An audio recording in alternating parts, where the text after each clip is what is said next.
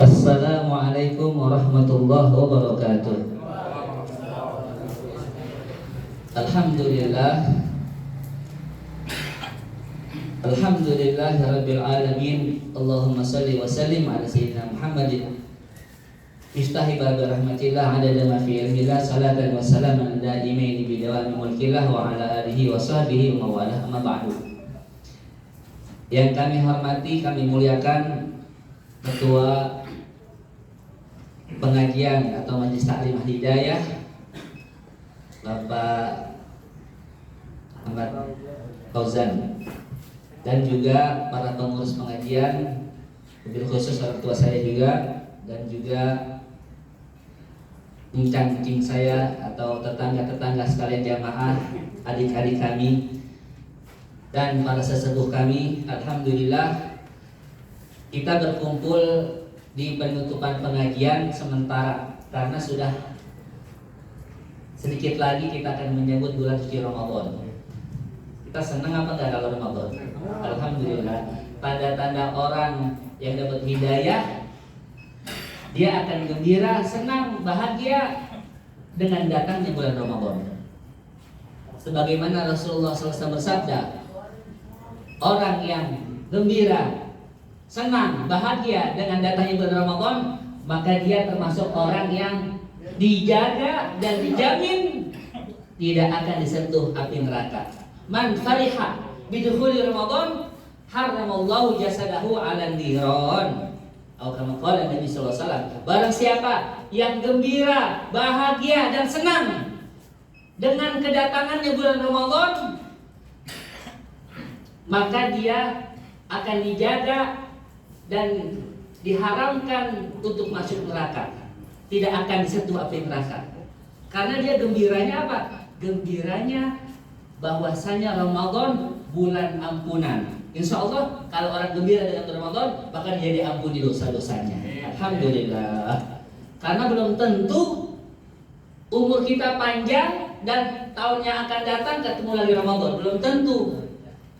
Karena berapa banyak orang cita-citanya setinggi langit, panjang, tinggi, banyak, cita-citanya belum tercapai, umurnya sudah sampai, ajalnya sudah datang, dicabut nyawanya. Berapa banyak orang dia tadinya sehat, tahun depan nggak ketemu Ramadan lagi, di ajalnya sudah datang, dijemput sama malaikat Israel. Naudzubillah min dzalik.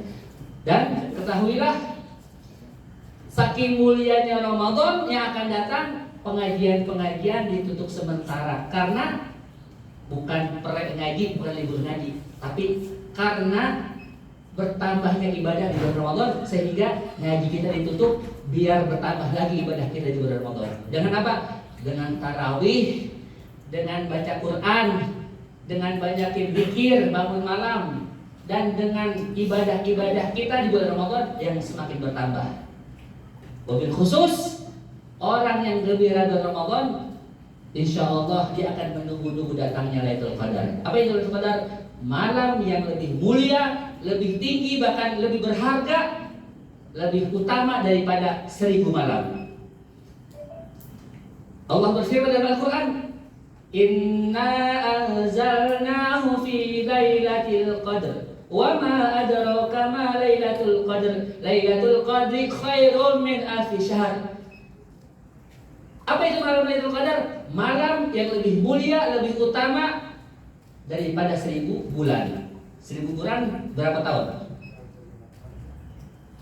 1000 bulan kalau ditahunin jadi 83 tahun lebih, hampir 84 tahun. Siapa nih ibadah pas dapat di malam Lailatul Qadar, maka dia dapat pahala seperti ibadah terus menerus 83 tahun lebih. Artinya apa? Kita zikir, satu kali zikir, pas malam Lailatul Qadar kita zikir kita pahalanya seperti orang zikir terus menerus selama 1000 bulan atau 83 tahun lebih.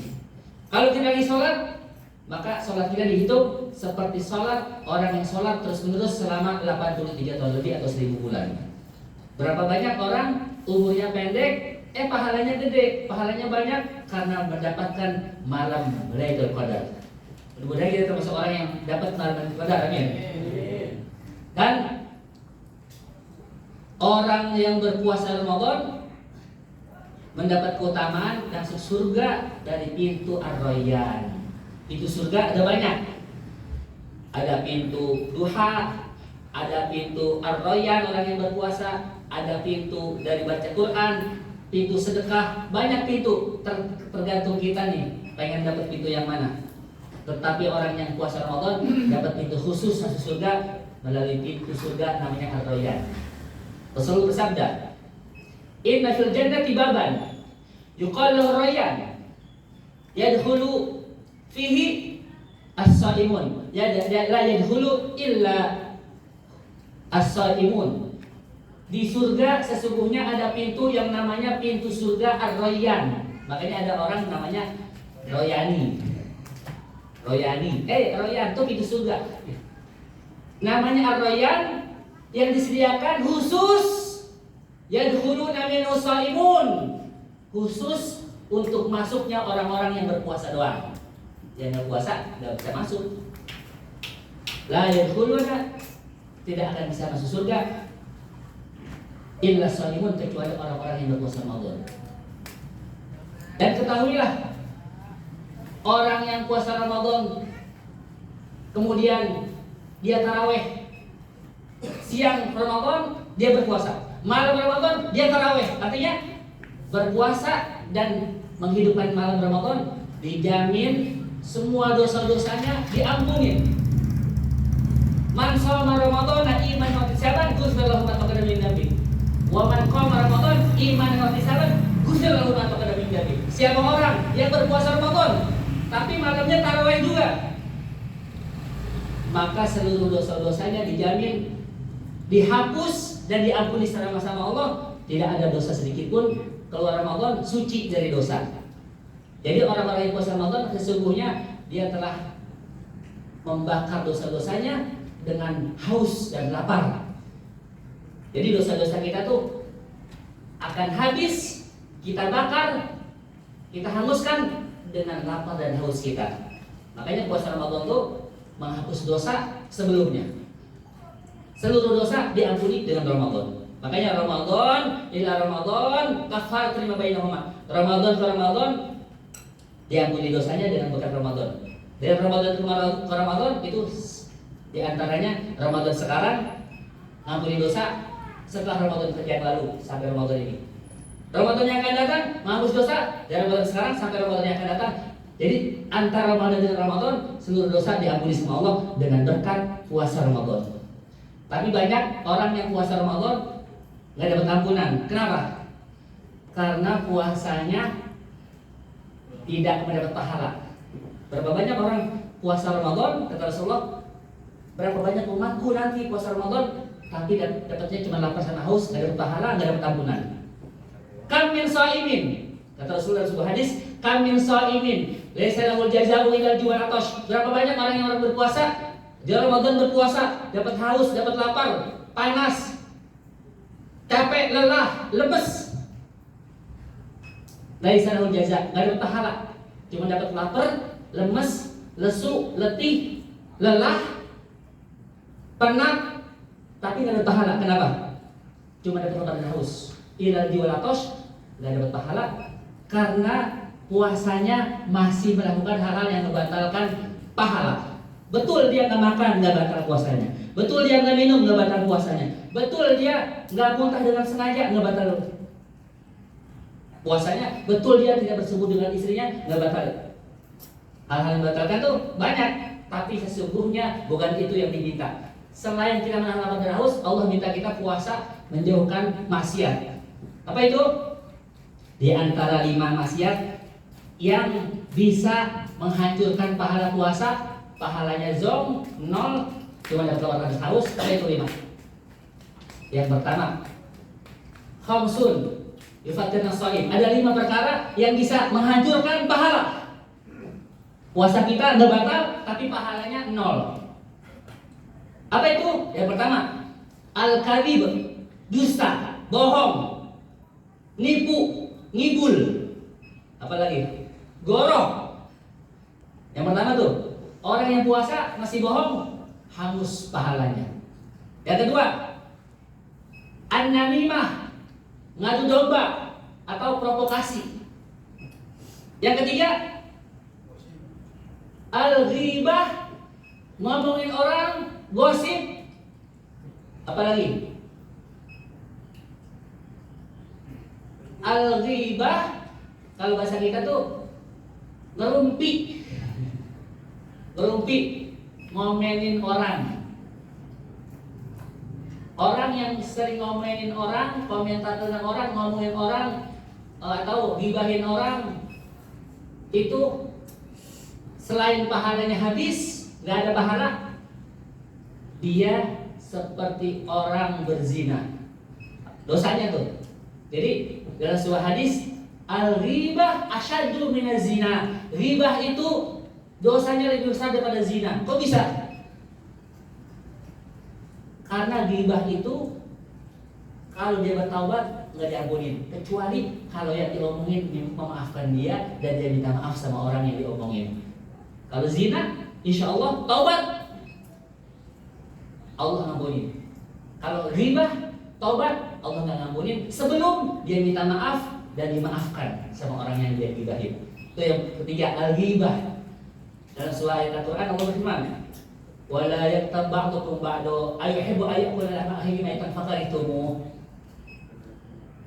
Janganlah engkau bergibah antara satu dengan yang lainnya. Jangan ngomongin orang, jangan gosip, jangan ngerumpi, jangan komentarin orang. Sesungguhnya engkau kalau gibah seperti engkau makan bangkai daging sendiri atau daging orang lain atau bangkai mentah engkau makan. Pernah dua wanita datang ke Rasulullah. Maka Rasul bilang, wahai fulan, kalian berdua pasti nggak puasa. Maka ini wanita bilang, ya Rasulullah, saya puasa. Kata yang satu, saya juga puasa. Kalian puasa, tapi kalian masih makan daging. Bagaimana kalian puasa? Pahala kalian tidak dapat, puasa kalian tidak dinilai. Emang kenapa ya Rasulullah? Kalian tadi gibahin orang, maka kalian seperti makan daging bangkai, maka muntahkanlah. Betul, ternyata pas disuruh muntahin, keluarlah daging bangkai, daging busuk yang dia telan, seakan-akan dia baru makan daging segar, daging bangkai atau daging yang busuk yang dia makan. Maka orang ini sadar, ya Allah, ternyata orang tuh kalau gibah tuh dalam penglihatan Allah dia sedang makan daging bangkai. Jadi makan daging bangkai itu gak ada yang mau. Bangkai mayat temennya. Yang ketiga tuh, yang keempat yang bisa hancurin pahala puasa kita, apa? An-nadharu bisyahwah, melihat lawan jenis dengan syahwat, dengan nafsu. Yang keempat, kita nonton yang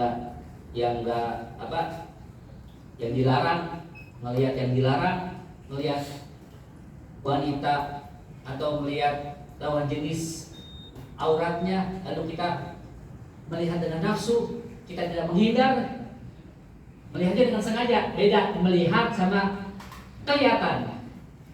Kelihatan tuh artinya dengan tidak sengaja maka dia melengos. Kalau melihat emang dia cari-cari, dia sengaja melihat dengan sengaja.